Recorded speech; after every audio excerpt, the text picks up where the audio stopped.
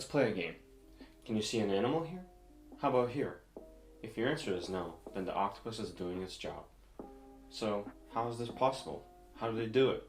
Let's look at the structure of their skin. Their skin has multiple layers. First layer contains chromatophores. They work like little sacs that the octopus is able to stretch out in order to display the pigment located in that sac.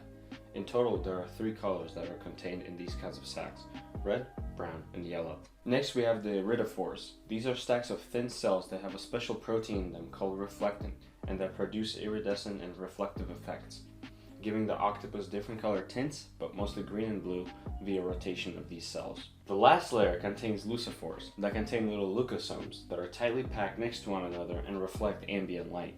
By default, the amount of light reflected is controlled by the amount of light that gets to the octopus, meaning that it will appear brighter in shallow waters and darker in deeper waters. But it can also be controlled manually by flattening and expanding the cell. On top of all of this, the papillae are responsible for the different kinds of textures that the octopus can imitate.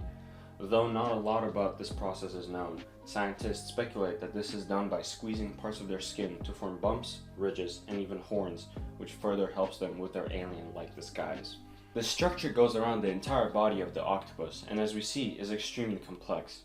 In addition to this, it can change its color and texture completely in the blink of an eye, and is thought to be the same as breathing to us.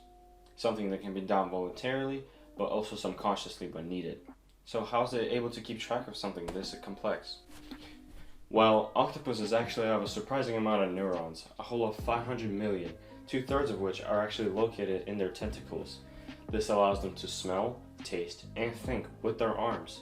And though their arms are technically smarter than their actual brains, through multiple experiments it was conducted that the brain still acts as a guide that just sometimes gets overwritten. This introduces an entirely new way of thinking about intelligence. We have been only taught and exposed to the vertebrate perspective of intelligence, with one central brain and the whole body being under control of it.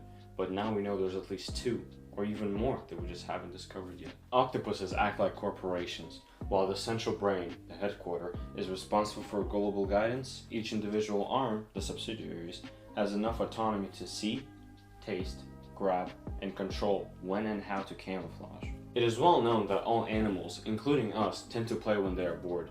Octopuses are not an exception, and can be fairly curious.